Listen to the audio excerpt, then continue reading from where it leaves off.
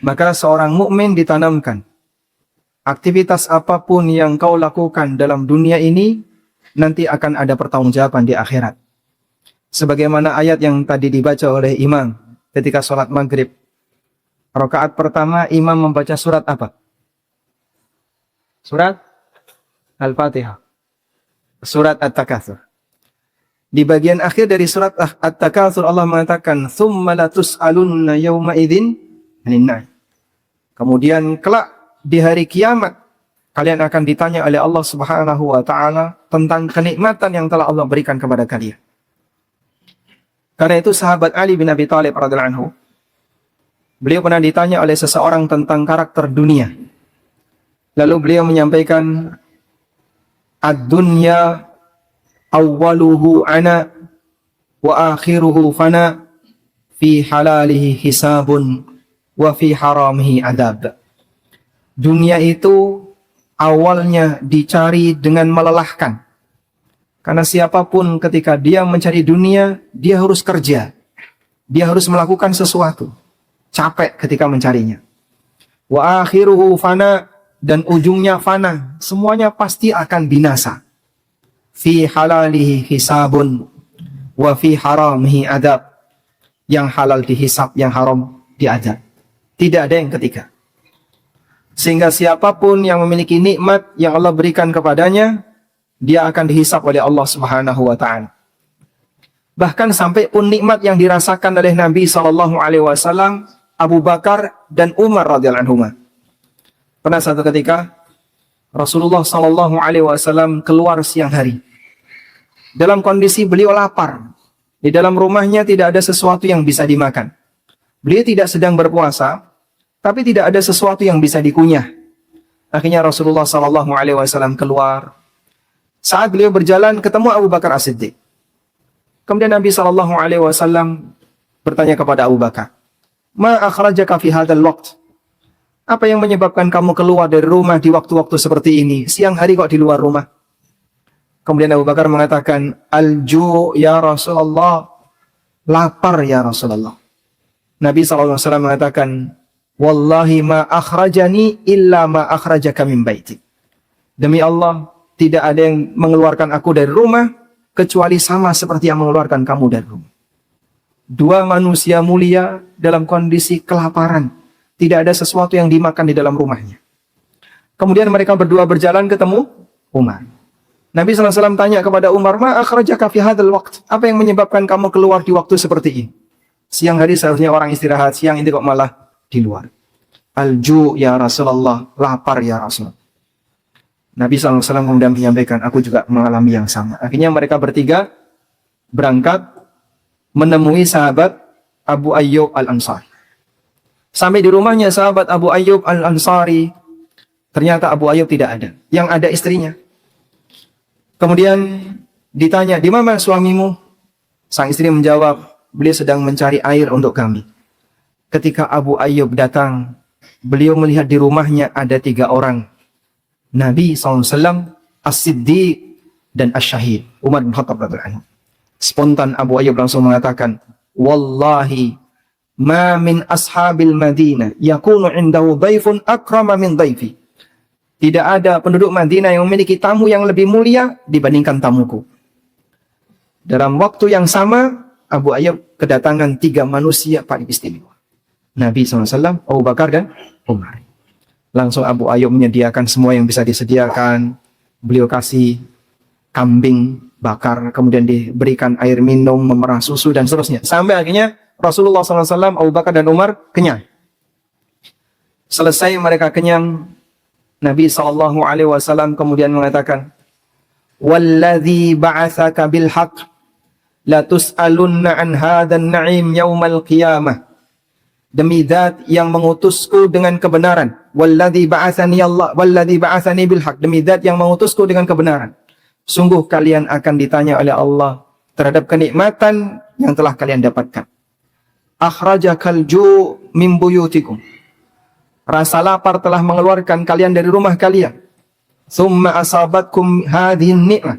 Kemudian Allah Subhanahu wa taala memberikan nikmat-nikmat ini kepada kalian. Makan karena lapar. itu makan beralasan atau tidak beralasan?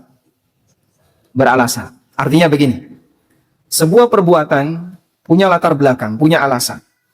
Semakin kuat alasannya, maka akan membuat perbuatan itu semakin dibenarkan.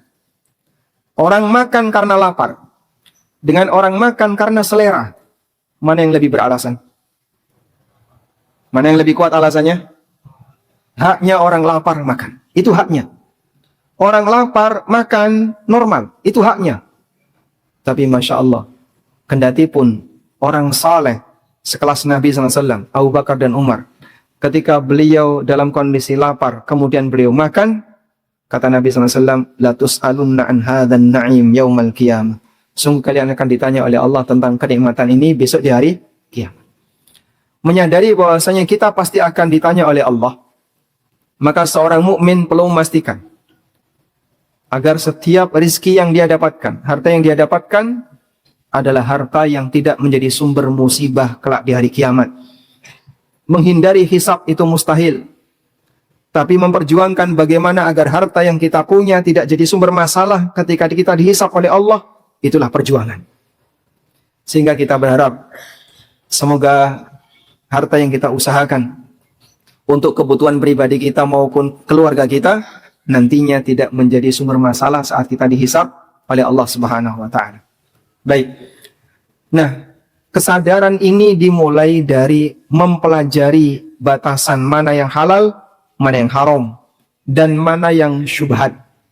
Sebab hidup di dunia, kepemilikan yang dimiliki oleh hamba dibatasi oleh aturan. Orang tidak boleh mengatakan, ngapain kok repot-repot? Ini kan harta-harta kita. Ini adalah harta yang kita usahakan sendiri. Kok diatur-atur sama agama? Karakter seperti ini pernah dimiliki oleh umatnya Nabi Syuaib.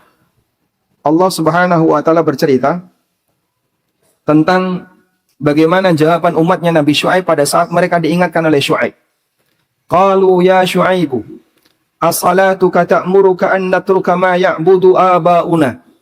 Mereka mengatakan, wahai Syuaib, apakah gara-gara salatmu itu yang memerintahkan kami, sehingga kamu memerintahkan kami untuk meninggalkan Tuhan-Tuhan yang kami sembah? Tuhan-Tuhan yang disembah oleh nenek moyang kami.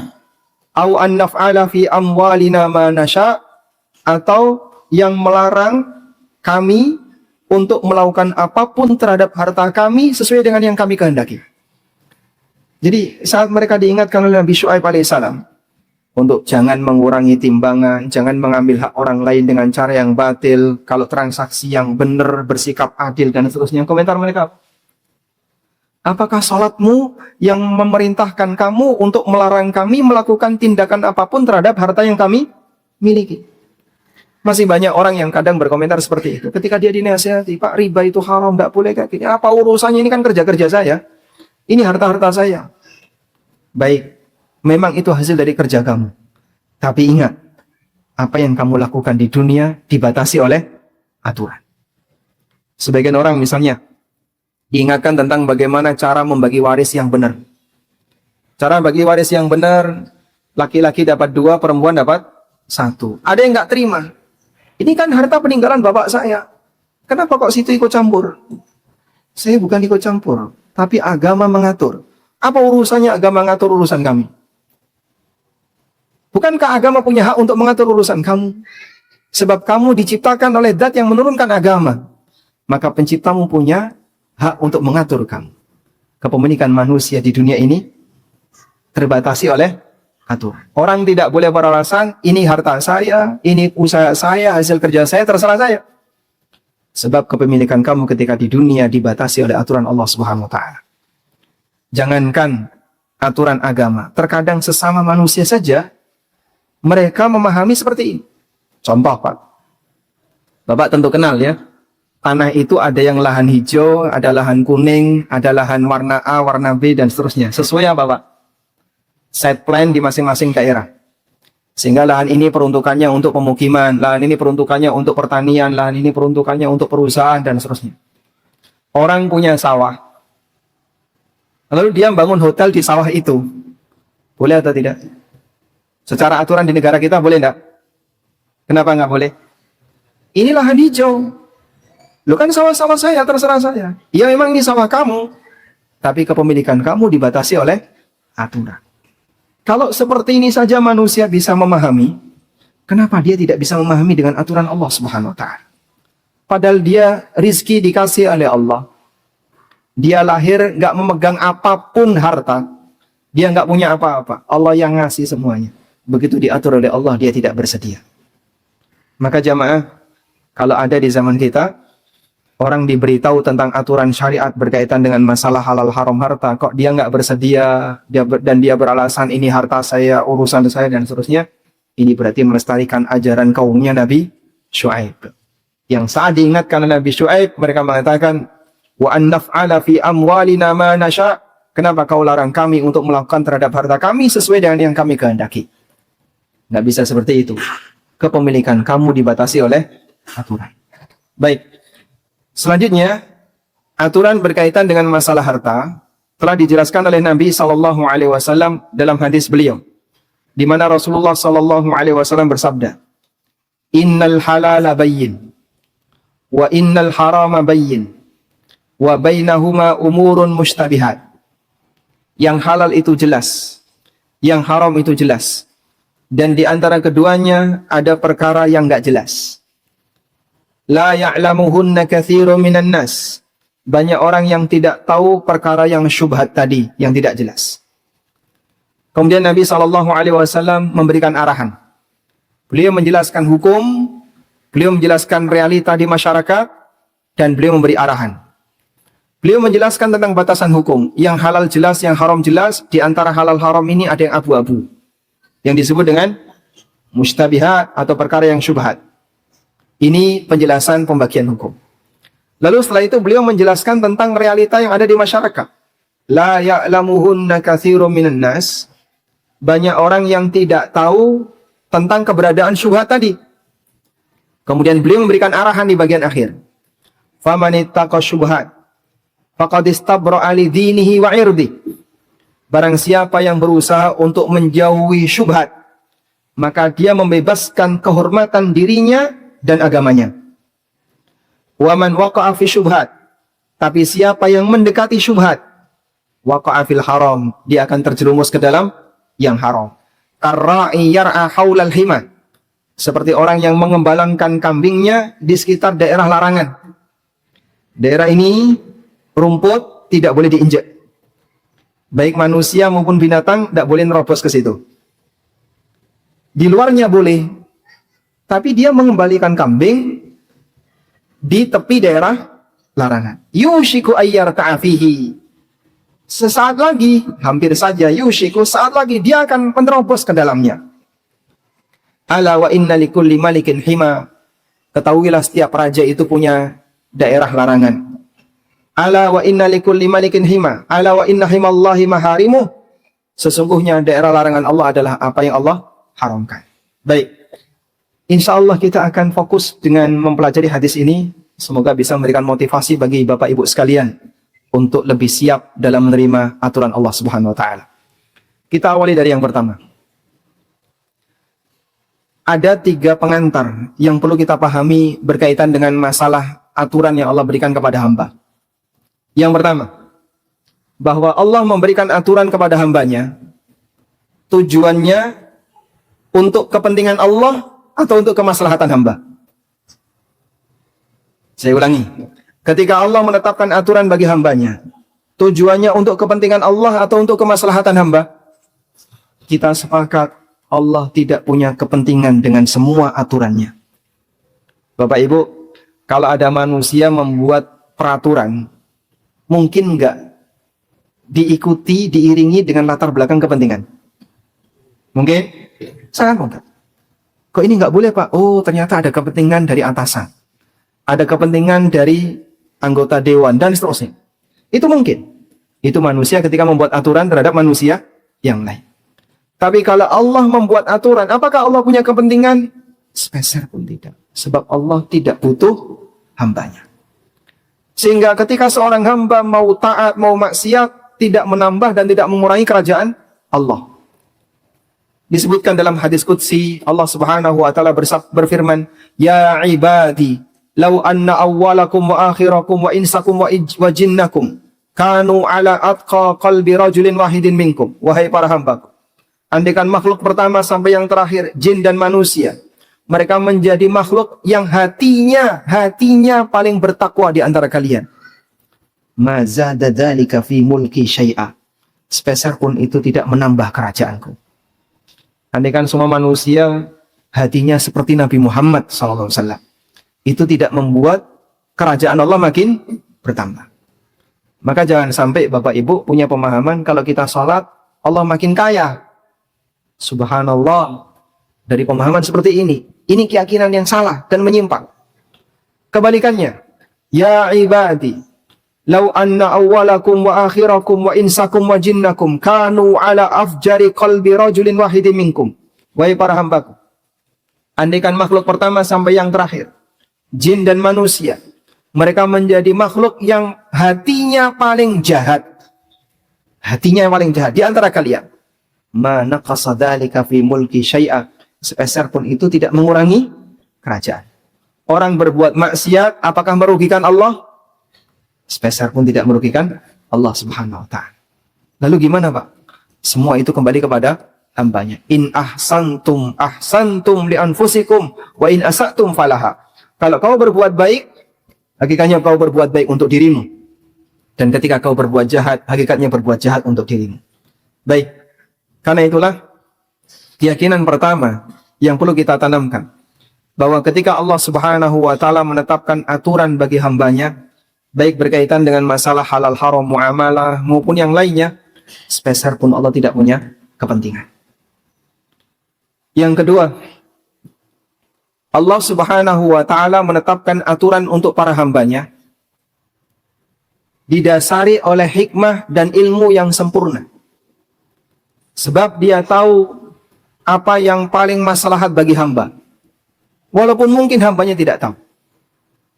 Karena tidak semua yang disenangi manusia itu baik baginya, sebagaimana tidak semua yang dibenci manusia buruk baginya. Wa asa an takrahu syai'an wa huwa khairul lakum. Bisa jadi kau membenci sesuatu padahal itu baik bagimu. Wa asa an tuhibbu syai'an wa huwa syarrul lakum. Bisa jadi kalian mencintai sesuatu dan itu buruk bagi kalian. Sebab hukum ini tidak berpihak kepada keinginan manusia. Maka jangan sampai kita mempertanyakan, kenapa sih kok Allah membuat aturan seperti ini? Bikin repot saja. Subhanallah. Itu untuk kebaikan kamu. Allah sayang kepada kamu.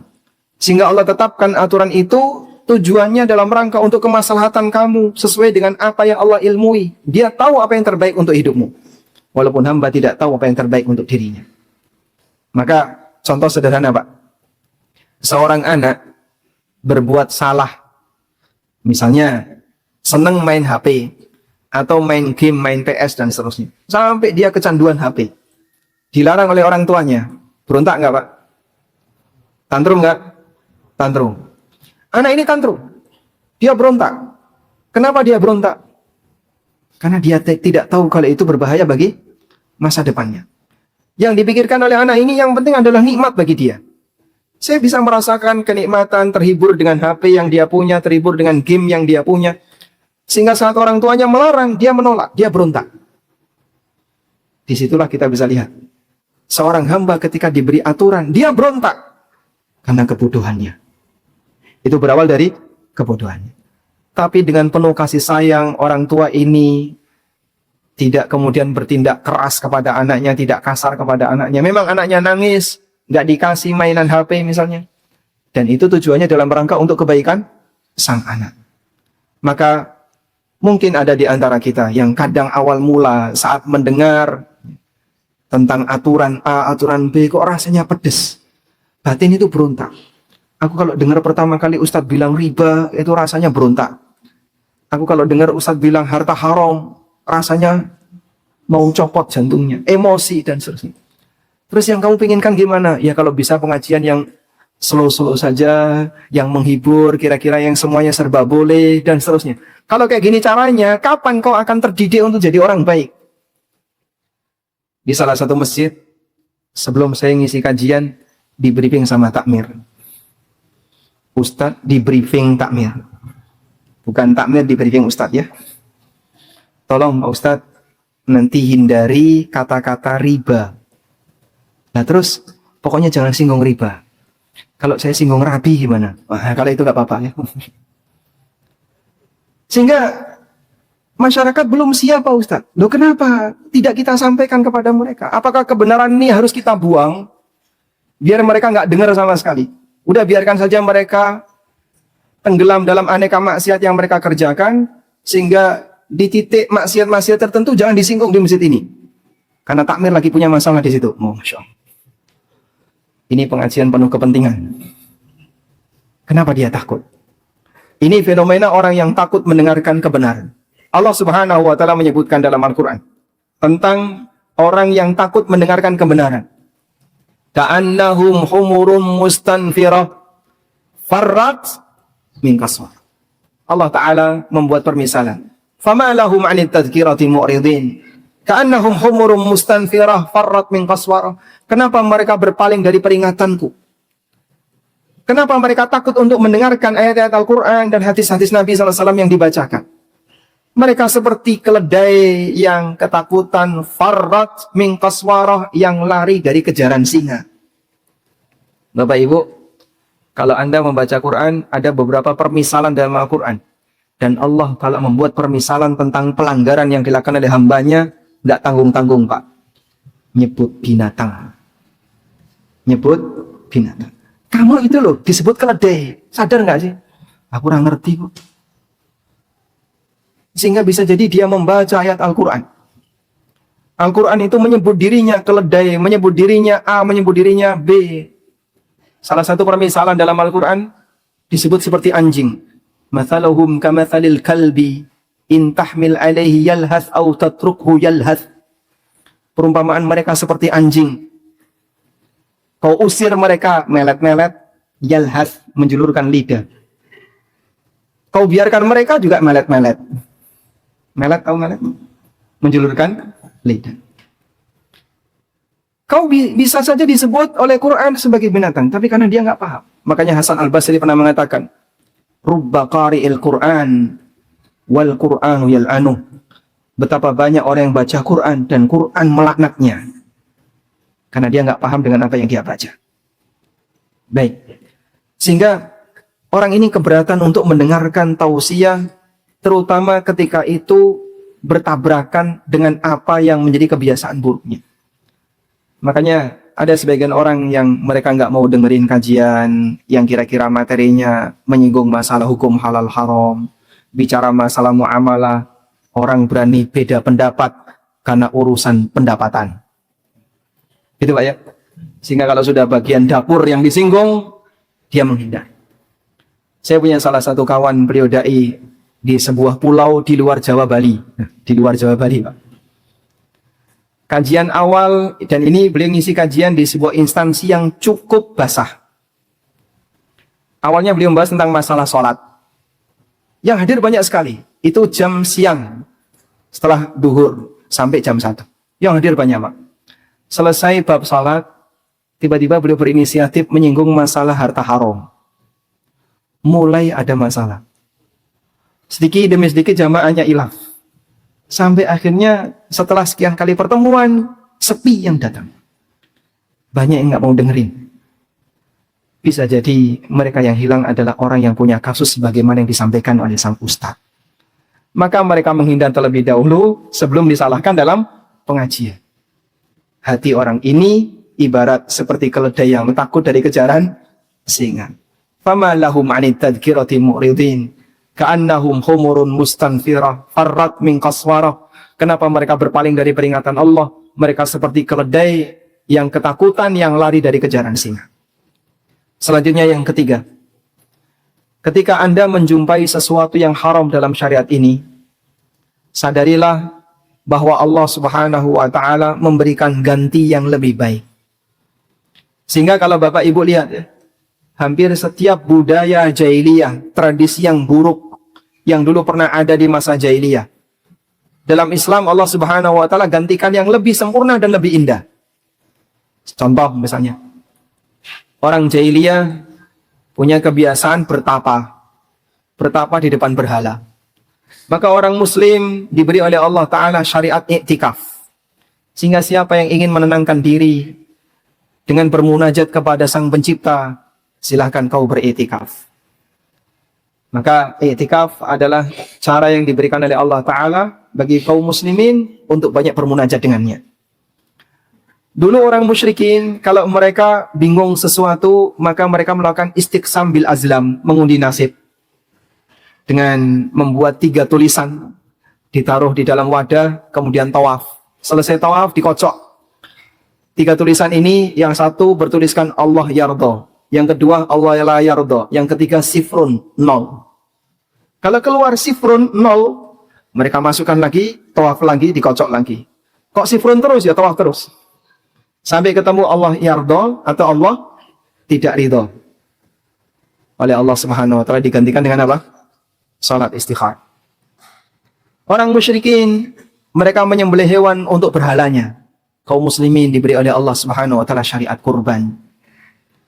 Sehingga dalam setiap kebiasaan buruk jahiliyah, Allah gantikan dengan yang lebih baik. Riba haram, gantinya apa, Pak?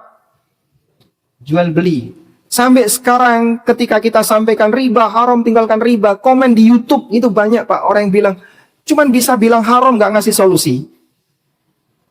Cuman bisa bilang haram, nggak ngasih solusi. Solusinya sudah disebutkan dalam Al-Quran 14 abad silam. Apa solusinya? Jual beli. Masa itu solusi riba? Iya, tinggalkan riba, galakkan jual beli. Wa ahallallahu al-bai'a wa harrama riba. Allah halalkan jual beli dan Allah haramkan riba. Nah terus kalau bicara di dunia perbankan gimana? Apa tidak mungkin bank melakukan praktek jual beli? Masalahnya mau atau tidak? Kalau mungkin atau tidak, sangat mungkin. Dan walhamdulillah sebagian bank yang sudah menggunakan prinsip syariah murni, mereka bisa melakukan praktek jual beli murabaha dengan cara yang syar'i. Yang selama ini banyak orang mempertanyakan solusinya apa? Solusinya ini ada solusinya, jual beli. Yang kamu lakukan setiap hari itu jual beli. Riba ini terjadi ketika transaksinya uang dengan uang. Kalau jual beli transaksinya antara uang dengan barang. Tinggal kau pindahkan. Maka ketika kau bertransaksi dengan orang lain, jangan uang dengan uang. Duit digesek dengan duit, menimbulkan panas. Muncrat duit. Nah, duit tambahan ini namanya riba. Tapi kalau duit dengan barang, kemudian menghasilkan keuntungan, inilah hasil transaksi halalan thayyibah. Nah, orang kalau mengenali seperti ini haram digantikan oleh Allah yang halal. Ini tidak boleh digantikan oleh Allah yang mubah. Insya Allah dengan demikian dia akan semakin bersyukur kepada Allah Subhanahu wa Ta'ala. Masalahnya manusia saling memotivasi. Hari gini nyari yang haram aja susah, apalagi nyari yang halal. Ini setan bicara. Benarlah seperti yang disampaikan Nabi SAW dalam hadis riwayat Bukhari. La ya'tiyanna 'alan nasi zamanun la yubalil mar'u ma akhadha min. Akan datang di tengah umat manusia satu zaman di mana orang tidak peduli dari mana dia mencari harta, amin halalin, amin haram. Apakah dari yang halal ataukah dari yang haram? Dan bisa jadi zaman itu sedang kita alami. Makanya Bapak Ibu bisa lihat ya, saat orang diingatkan tentang halal haram, komentar dia, udahlah nggak usah bahas itu, jadi muslim nggak usah repot-repot. Hari gini nyari yang haram aja susah, apalagi nyari yang halal. Itu karena kamu termakan omongan setan. Baik. Selanjutnya jemaah, nah setelah kita menyadari 3 pengantar ini, berikutnya kita kembali kepada pembagian hukum yang diberikan Nabi SAW. Yang halal jelas, yang haram jelas. Kejelasan itu adalah adanya dalil tegas yang diberikan oleh syariat, baik Al-Quran maupun hadis yang sahih. Sehingga Nabi SAW menjelaskan hukum kepada para hamba, kepada umat manusia, mana yang diperbolehkan, mana yang dilarang. Karena manusia ketika tidak dikasih batasan hukum, mereka akan mengambil semuanya. Dan itu akan sangat berbahaya bagi kehidupannya. Baik. Nah, di antara yang jelas itu ada yang syubhat. Pertanyaannya, kalau kita ketemu yang syubhat, dicarikan alasan biar boleh, atau ditinggalkan 100%? Kan belum haram Pak Ustadz, ini masih abu-abu, belum hitam Pak Ustadz. Gimana caranya yang abu-abu ini biar jadi putih? Tolong Pak Ustadz putihkan yang abu-abu. Kalaupun fatwa itu mengatakan boleh, apakah itu mengubah hukum? Kalau ada fatwa yang mengatakan yang haram ini mubah, apakah itu mengubah hukum? Sepeser pun tidak. Karena fatwa tidak mengubah hukum. Terus gimana Pak? Katanya yang penting kan sudah ada ulamanya. Kalau benar kita dapat pahala, kalau salah yang nanggung dosa, ulamanya. Kok enak Mas? Kata siapa kayak gitu Mas? Kalau benar kaidah ini, jika kamu mengambil satu pendapat tertentu, benar kamu dapat pahala, salah yang menanggung dosa ulamanya. Jika kaidah ini benar, maka kita motivasi kepada seluruh kaum muslimin. Jangan pernah belajar agama biar kamu jadi orang awam. Orang awam itu paling aman. Benar dapat pahala, salah yang menanggung dosa, kata siapa? Kan aman sekali orang tua ya. Ibarat sebuah bisnis, untung ada hasil, rugi nggak nanggung resiko kan? Dan jelas prinsip ini prinsip bermasalah. Sebab ketika Anda mengambil pendapat, nanti akan dipertanggungjawabkan di akhirat. Karena siapapun ketika dia bersikap, tidak ada istilah dia bebas dari tanggung jawab. Baik, lalu gimana Pak? Ketika Anda ketemu dengan syubhat, seharusnya syubhat itu ditinggalkan. Demikianlah pesan yang diberikan Nabi SAW. Famanittaqa syubhat faqad istabra'a li dinihi wa irdi. Siapa yang meninggalkan syubhat, maka dia telah membebaskan kehormatan dirinya dan agamanya. Isya jam berapa? Sudah masuk? Kurang berapa menit? Nanti bunyi. Tayyib. Berapa menit Pak? 2 menit. Pesan akhir 2 menit sebelum adzan Isya. Dalam kalimat ini Rasulullah Sallallahu Alaihi Wasallam menjelaskan manfaat besar orang yang meninggalkan syubhat. Beliau sebut, "Famanittaqa syubhat." Siapa yang meninggalkan syubhat, maka dia membebaskan, dia membersihkan kehormatan dirinya dan agamanya. Maksudnya gimana Pak? Orang itu kalau hartanya halal Mas, pada saat hartanya dimakan oleh orang lain, tidak ada kecurigaan. Tidak ada kecurigaan. Sehingga kehormatannya terjaga, agamanya terjaga. Contoh sederhana ini Pak, real ya. Tapi jadi panjang, kurang 1 menitnya.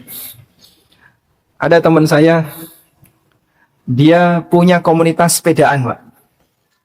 Salah satu anggota komunitas ini adalah pejabat yang kerja di tempat yang cukup basah. Sepedaan jauh ke puncak gunung, tapi di atas gunung makan-makan. Ditraktir sama pejabat ini. Pejabat ini bilang, ayo semuanya silakan makan, nanti tak bayari. Tiba-tiba teman sepedaannya yang lain bilang, duit halal enggak itu? Itu duit halal enggak? Orang ini langsung emosi. Halal no, ini duit halal. Enggak usah takut, ini duit halal. Kalau Anda dapat tamu, Anda suguhi makanan, tiba-tiba tamu itu tanya, ini halal atau haram? Kira-kira perasaan Anda gimana? Hah? Itulah orang yang kehormatannya hilang karena dicurigai oleh orang, hartanya tidak. Yang disebut Nabi SAW, meninggalkan syubhat, faqad istabra'a li dinihi wa irdi. Selengkapnya insya Allah akan kita sambung setelah mendengarkan adzan Isya atau setelah salat Isya.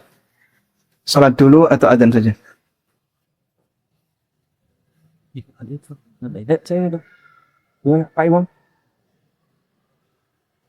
Dan an-nudrika fil haram.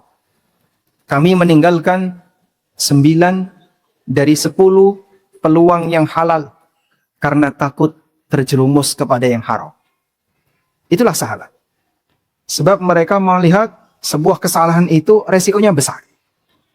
Karena itu saat mereka memiliki 10 peluang yang semuanya halal, 9 ditinggalkan, ambil 1 sisanya. Orang di zaman sekarang Pak, kalau ada 10 peluang, kira-kira yang diambil berapa Pak? 12. Dia melihat ada 10 peluang, maka dia akan mengupayakan cari yang lain. Sehingga jangankan yang masih syubhat, yang haram saja diambil. Terkadang dia berusaha untuk berupaya gimana caranya biar yang syubhat ini geser jadi putih. Dengan cara manipulasi pertanyaan. Makanya terkadang ada orang yang dia bertanya, tapi dia nggak jujur, akhirnya mendapatkan jawaban tidak sesuai dengan realita. Dan itu sangat beresiko. karena dia memanfaatkan fatwa seorang ustadz, fatwa seorang tokoh agama, dan dia anggap ini bisa melegalkan perbuatannya. Ada orang yang pernah tanya ke saya melalui WA. Beliau menyampaikan seperti ini, Pak Ustadz, boleh nggak kalau saya dapat proyek, kemudian kita melakukan akad bagi hasil? Waktu itu saya sempat curiga, karena saya tahu orang ini sudah pernah belajar muamalah. Kalau hanya sebatas akad bagi hasil, dia paham. Akhirnya saya tanya, bagi hasil sama siapa? Terus dia jawab, sama orang dalam. Orang dalam mana? Dalam masjid, dalam rumah, atau dalam. Tentu saja adalah orang dalam maksudnya orang instansi. Sebagai bagian atau tim pengadaan misalnya, dia kerja di bagian pengadaan, terus kita dapat proyek seperti itu, kemudian nanti bagi hasil dengan orang tersebut. Boleh nggak kayak gini, Pak? Mungkin tidak perlu pakai bahasa hukum agama. Lanjutkan. Tapi kalau sama KPK kok kamu ditangkap, itu rezeki kamu. Jadi dalam banyak hal di mana kita terkadang tidak perlu bertanya dan menjawab dari sisi hukum agama. Karena sudah jelas ini menyalahi norma, menyalahi undang-undang negara, dan semua orang sepakat ini kedoliman. Tapi terkadang masih banyak orang yang nyari-nyari peluang. Orang bisa saja dia bertanya dan menyelewengkan data, sehingga akhirnya jawabannya tidak begitu jelas, karena datanya tidak jelas. Makanya Bapak Ibu yang kami hormati, saat Anda bertanya tentang masalah hukum muamalah, jangan sampai meninggalkan kepentingan, sehingga Anda membuat pertanyaan itu jadi semu halal. Akhirnya jawabannya disetting. Tapi Pak Ustadz kan ini belum jelas. Boleh ya Pak Ustadz? Boleh ya, boleh ya. Malah Ustadznya dipaksakan ngomong boleh. Ada 3 orang dari Jakarta, didampingi oleh 1 orang, beliau penasehat spiritual, Ustadz. Datang menemui saya, waktu itu saya masih bekerja di kantor Yufid. Terus mereka bertanya tentang skema bisnis yang mereka lakukan. Setelah pertanyaan disampaikan, saya nggak kenal dengan keempat-empatnya. Saya baru kenal setelah Ustadz ini menjelaskan ke saya tentang siapakah 3 orang ini. Setelah mereka bertanya, terus saya kasih jawaban. Kesimpulan jawabannya, ini tidak boleh. Alasannya ini gharar dan mengandung riba. Dah. Setelah itu sang Ustadz ini bilang, saya pengajar mereka, pengajar agama, Ustadz.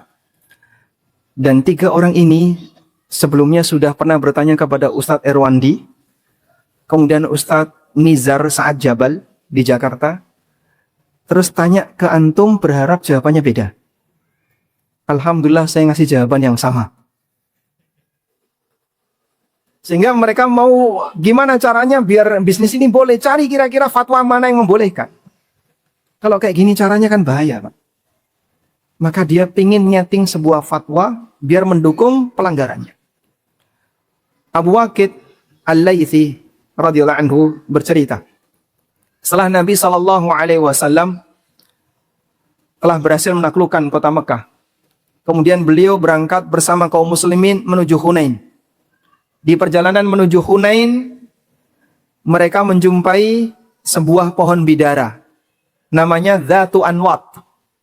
Pohon bidara ini dijadikan sebagai tempat keramat. Sebelum orang perang, digantungkan senjatanya di pohon ini.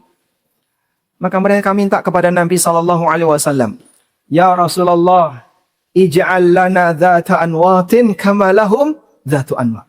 Ya Rasulullah, buatkan untuk kami pohon keramat seperti yang dimiliki oleh orang musyrik itu. Jadi kalau kami sebelum perang nanti bertapa dulu di bawah pohon keramat, menggantungkan senjata-senjata kami. Bapak Ibu yang kami hormati, apakah fatwa Nabi SAW bisa mengubah hukum Allah? Kalau Allah haramkan, selamanya akan haram. Sehingga beliau diminta oleh para sahabat untuk memfatwakan sesuatu yang sudah jelas itu haram. Ini kan pohon kesyirikan, pohon yang dipakai untuk keramat, pohon yang diyakini pohon keramat dipakai untuk ngalap berkah dengan cara digantungkan senjata di situ. Nabi SAW kemudian mengatakan, Allahu Akbar, inna hasanad, latattabi'anna man kana qablakum. Allahu Akbar, Ini adalah budaya buruk yang pernah dilakukan oleh orang di masa silam. Sungguh kalian telah mengikuti orang menyimpang di masa sebelum kalian, yaitu Yahudi dan Nasrani. Ija'al lana ilahan kama lahum aliha. Jadikan kami Tuhan sebagaimana mereka punya Tuhan. Sehingga saat mereka berharap Nabi SAW menjadikan pohon keramat, wah, maka nanti akan ada pohon keramat yang syar'i. Sebab kadang orang memaksakan untuk seperti itu. Akhirnya muncullah berbagai macam tempat-tempat yang itu jelas bermasalah, tapi dikasih label. Kalau sudah ada label syariat, berarti boleh. Diskotik syariat. Kebayang nggak Pak? Tempat hiburan malam syariat. Apa tempat hiburan malam syariat Pak? Masjid. Masjid tempat hiburan malam. Iktikaf ya. Sehingga dia memaksakan. Gimana caranya biar yang bermasalah ini dikasih label syariat. Justru Bapak Ibu boleh curiga. Kalau ada sesuatu yang diberi label syariat, berarti dia berangkat dari sesuatu yang bermasalah. Makanya kan Bapak tidak pernah ketemu ya, meja syariat. Ada nggak Pak? Ini meja yang syariah, meja tidak syariah. Ketemu Pak? Ada Pak? Laptop syariah, laptop tidak syariah. Mobil syariah, mobil tidak syariah. Ada? Tidak ada. Kenapa kok ada hotel syariah? Untuk menghilangkan kesan? Menghilangkan kesan masalah. Bank syariah untuk menghilangkan kesan bermasalah. Apalagi? Nanti ada asuransi syariah dan seterusnya. Untuk menghilangkan kesan-kesan masalah itu dikasihlah label syariah. Kalau dari awal dia tidak bermasalah, tidak ada kepentingan dengan dikasih label syariah. Sebab hukum asal dunia itu boleh. Hukum asal urusan dunia boleh. Tapi ketika itu dikasih label syariah, sebab dia berangkat dari sesuatu yang bermasalah. Nah, cuman yang perlu untuk diperhatikan adalah ketika label itu disematkan di sana, betul nggak itu sudah sesuai dengan syariah? Makanya kita peringatkan ya, bagi mereka yang gampang mencantumkan sesuatu dikasih label syariah, kau membawa nama mulia. Kalau sampai ada pelanggaran di sana, hati-hati, itu bisa berbahaya. Karena itulah Bapak Ibu yang kami hormati, belajar ilmu agama butuh kejujuran dari batin. Ketika seseorang belajar ilmu agama tapi penuh dengan kepentingan, akhirnya yang terjadi bukannya dia mengedepankan prinsip taslim dan tunduk, tapi yang dia lakukan adalah gimana menyelewengkan hukum biar mendukung kepentingannya. Kemudian di bagian akhir Nabi SAW membuat perumpamaan, karra'i yar'a haulal hima. Orang yang terjerumus ke dalam perkara syubhat itu seperti orang yang menggembalakan kambing tapi berada di sekitar daerah larangan. Area ini adalah daerah di mana rumputnya tidak boleh diinjak, rumputnya tidak boleh dipakai untuk mengembalakan kambing. Sudah ada batasnya. Memang di luar ini boleh. Tapi kalau orang ngambil rumput itu dengan cara kambingnya dibawa ke sana, itu bisa berbahaya. Yushiku ayyar ta'afihi. Kira-kira yang bisa kita ambil pelajarannya gimana Pak? Hawa nafsu itu seperti kambing. Sehingga kambing diajak untuk merumput di tepi daerah larangan, di briefing dulu. Kambing, ketahuilah bahasanya sebelah ini haram untuk kalian injak. Bisa nggak Pak? Namanya binatang. Hawa nafsu juga seperti itu. Saya tak ngambil yang masih syubhat ini. Nanti tak pilih-pilih. Barangkali masih ada yang boleh, masih ada yang dilarang. Hawa nafsumu bicara. Nah saat hawa nafsumu bicara, dia seperti binatang. Akhirnya lama-kelamaan akalnya dibuang, dia masuk ke dalam area yang haram. Dan setan berperan di sana menggoda manusia dengan cara bertahap, penuh dengan trik. Maka disebut oleh Allah khutuwat syaitan, tahapan-tahapan syaitan. Cuman kayak gini kan nggak apa-apa, dikit kan, tambah dikit, akhirnya makin banyak. Sampai ketika dia berada di dalam, dia merasa nyaman. Karena itulah zaman di belakang Allah, kita perlu memahami bahwa pada posisi di bagian syubhat ini seperti tanda bahaya. Dan kalau ada sesuatu yang bahaya, maka kita diajarkan area titik aman itu harus berada di tempat yang jauh. Makin bahaya, makin jauh. Kalau ada sesuatu yang berbahaya, berarti area amannya gimana? Dibuat menjauhi di titik bahaya. Listrik ini bahaya, area amannya di sini. Bandara ini ada area bahaya, kamu area amannya di sini, dan seterusnya. Sehingga wilayah aman, ketika orang berada di situ, insya Allah dia akan selamat. Tapi kalau sudah masuk ke area yang ini beresiko, titik bahayanya 1 kilo, saya cuma 300 meter di sini. Tidak boleh, Pak. Karena ini area berbahaya. Makanya ketika kita menjumpai sesuatu yang bahaya, kita diajarkan, kamu harus pasang dirimu di wilayah aman, di titik yang aman, jangan dekat-dekat dengan yang bahaya. Wallahu ta'ala alam, demikian yang bisa kita sampaikan. Semoga yang sedikit ini bermanfaat. Wassallallahu ala nabiyyina Muhammadin wa ala alihi wa sahbihi wasallam. Baik, teman-teman, pengamus dan subuh dan staf peserta. Ya lihatlah, baik. Apa nasi kayak steak atas berat. Atas itu.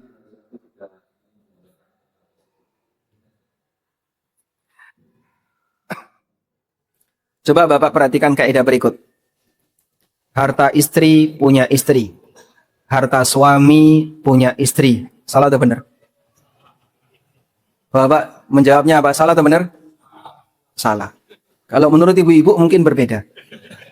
Terjadi ikhtilaf. Baik. Harta istri punya istri. Betul. Harta suami punya suami.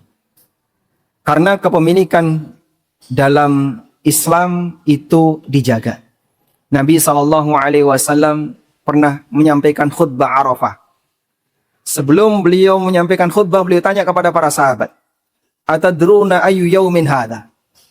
Wa ayu syahrin hada? Wa ayu baladin hada? Tahukah kamu sekarang tanggal berapa? Kalian tahu nggak ini bulan apa? Kalian tahu nggak kita ada di mana? Semua sahabat diam, karena ini bukan pertanyaan untuk dijawab. Lalu beliau SAW mengatakan, inna dima'akum wa amwalakum wa a'radakum haramun alaikum kahurmati yaumikum hada wa fi syahrikum hada wa fi baladikum hada. Sesungguhnya darah kalian, harta sama kalian, kehormatan kalian haram untuk diganggu antara satu dengan yang lain, seperti kehormatan hari ini, bulan ini, di tempat ini. Masya Allah. 3 lapis yang disebutkan oleh Nabi SAW. Sehingga kalau orang melakukan pelanggaran di Arafah, tanggal 9 bulan Dzulhijjah, semuanya takut untuk melakukan pelanggaran. Karena ini hari yang istimewa, bulan istimewa, di tempat istimewa. Pelanggaran di situ dosanya besar. Maka demikian pula ketika dia melanggar kehormatan orang lain, melanggar harta orang lain, apalagi melanggar darah orang lain. Termasuk diantaranya adalah harta suami istri. Allah haramkan suami mengambil harta istri, ya. Bahkan sampai pun mahar yang itu asalnya dari suami. Sehingga mahar yang asalnya dari suami diberikan ke istrinya nggak boleh diambil lagi oleh istri, oleh suaminya. Kecuali kalau istrinya mengizinkan. Apalagi yang harta itu berasal dari sumber yang lain. Termasuk juga harta suami haram bagi istri untuk mengambilnya. Namun, di sebagian harta suami ada hak istri, yaitu hak nafkah. Yang jika ini tidak diberikan, maka istri boleh mengambil dengan cara diam-diam. Sebagaimana solusi yang diberikan Nabi SAW kepada Hindun bintu Utbah. Saat beliau tanya, ya Rasulullah, inna Aba Sufyan rajulun syahih. Abu Sufyan itu orangnya pelit, suamiku orangnya pelit. Dia tidak memberikan harta yang cukup, nafkah yang cukup untuk diriku dan anakku. Apa kata Nabi SAW? Khudhi min malihi ma yakfiki wa waladaki bil ma'ruf.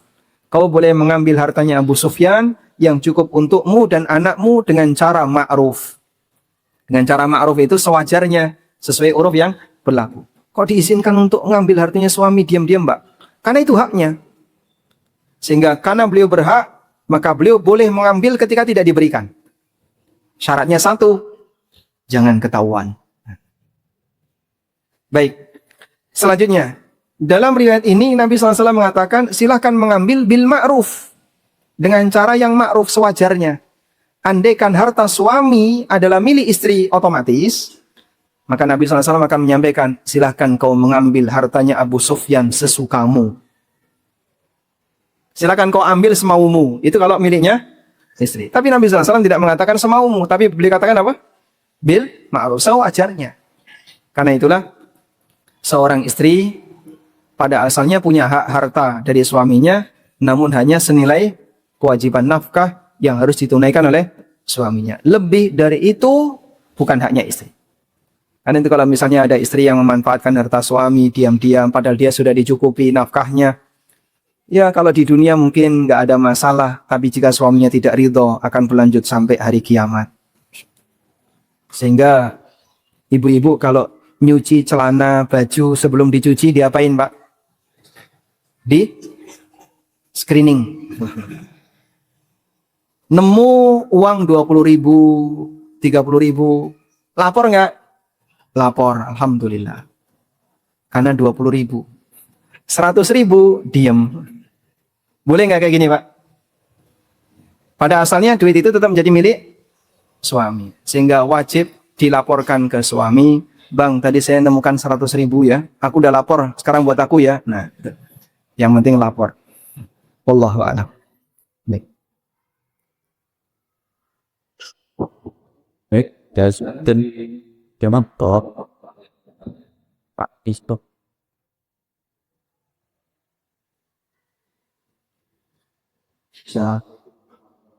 Waalaikumsalam warahmatullahi wabarakatuh. Mas Joko Tugianto.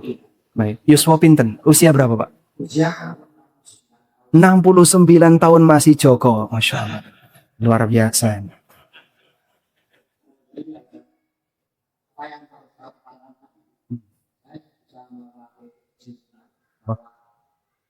Ekos benar nama aku dapat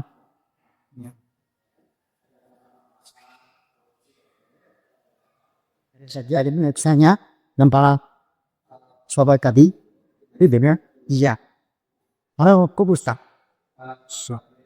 Iya. Masih. Saya bukan apa. itu karena aku aku manusia dan apa ini aspek tidak ada paham Baik. Waalaikumsalam warahmatullahi wabarakatuh. Ada kajian kami tentang pembagian harta haram dari berbagai aspek. Itu 1,5 jam. Di YouTube ada itu. Jadi saya mohon waktu 1,5 jam. Kita bubar 8:30. Jadi jam 10 gitu ya. Gimana jamaah? Hah? Kesimpulan saja. Kesimpulannya tonton di YouTube ANB. Baik, ringkasnya begini ya. Harta haram adalah harta yang tidak boleh untuk dimiliki oleh seorang muslim dan dinikmati oleh seorang muslim karena alasan syariat. Itu harta haram. Dibagi menjadi dua, haram zatnya dan haram cara mendapatkannya. Untuk harta haram zatnya ini beragam. Yang pertama adalah semua benda yang haram untuk dimanfaatkan. Statusnya haram zatnya. Contohnya apa? Semua barang yang dia tidak punya nilai manfaat yang mubah, haram zatnya. Misalnya, berhala. Apa manfaat mubah berhala? Ada? Tidak ada. Ketika tidak ada manfaat mubah berhala, maka muslim tidak boleh melakukan jual beli berhala. Dan tidak boleh menyimpan berhala. Karena tidak ada manfaat mubah untuk berhala. Yang kedua, harta yang dia hanya dimanfaatkan untuk sesuatu yang sifatnya maksiat. Sehingga benda ini hanya bisa dipakai untuk maksiat. Maka benda seperti ini statusnya haram zatnya. Contohnya khomer. Apa manfaat mubah khomer selain untuk maksiat? Tidak ada.